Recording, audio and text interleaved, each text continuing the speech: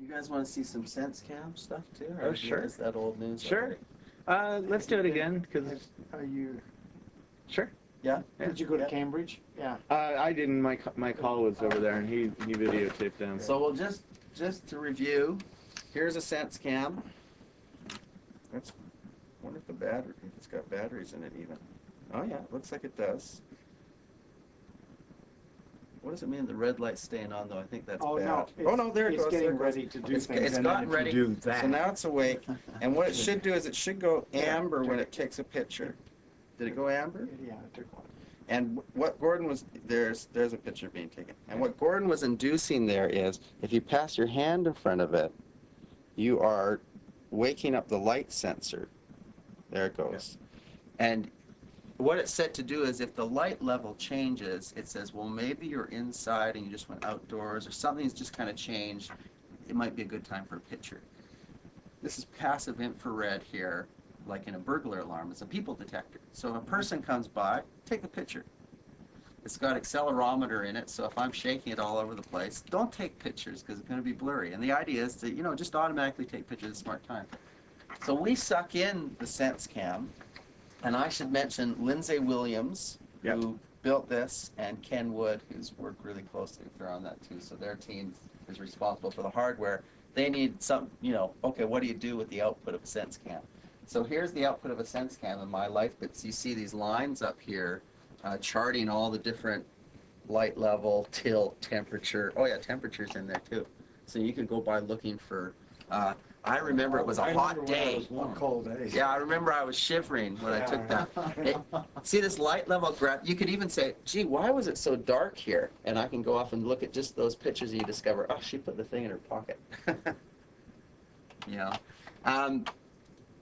And then you get these interesting kind of life journals. Let's go back to a regular view and show you some videos. Here's that same stuff that's coming up on the other screen here. This is walking around Cambridge with a Sensecam, which is fun. That was in her pocket there. And let's see, I think they left it sitting around near a pool table one day. Here's another one. I think these are so fun. Oh, wake up, media player.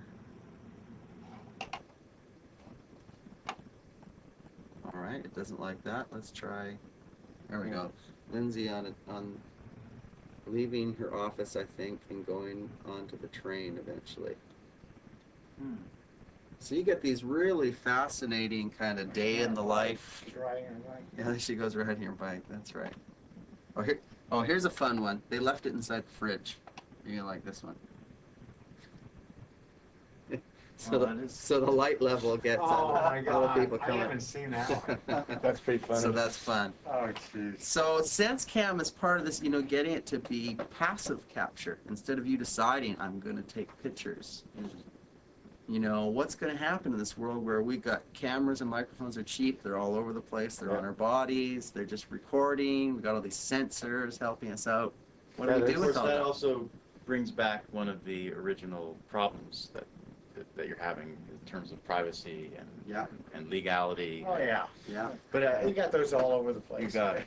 Yeah. But it takes the sitting home with your family watching the old movies to a completely new level. Can you click a button on the Sensecam and say, go off the grid? Yeah, you can turn it off. You can turn it off. But it's part of this, it's hard to, you knew, okay, now I want to capture some stuff, so I'm going to turn this on. Actually, do we have the deja vu? God, Here, I can show you a picture of it here. This is have you guys heard of this? No. Here's Gordon wearing one here with these little cameras mounted in the hat. And there's a little device on his belt, like about pocket PC size, with one button. And it's got a circular buffer, and the button means the last 30 seconds was interesting, keep it. So it's this video that's rolling, and whenever you hit it, you go, so the idea is instead of having to anticipate that something interesting is about to happen. Exactly. But even the TiVo, you have to, and well, that's not true. I guess if you're watching live, you can rewind. Yeah, it's just like it's like TiVo. It's like keep it.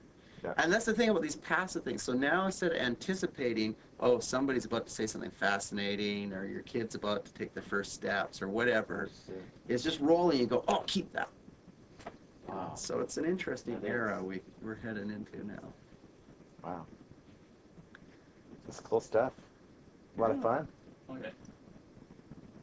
Yeah, lots of fun. Let's see if And you can say, hey, I'm gonna go walk out to the wharf, right? And that's part of your job. It actually is. Actually, you've got that one. Here's my Of our GPS, friend. and I actually want to go for a walk with the GPS and get some new Sensecam GPS data because, like I say, this is being often sick. I need more demo data. Cool. We'll go out to lunch with you. Cool.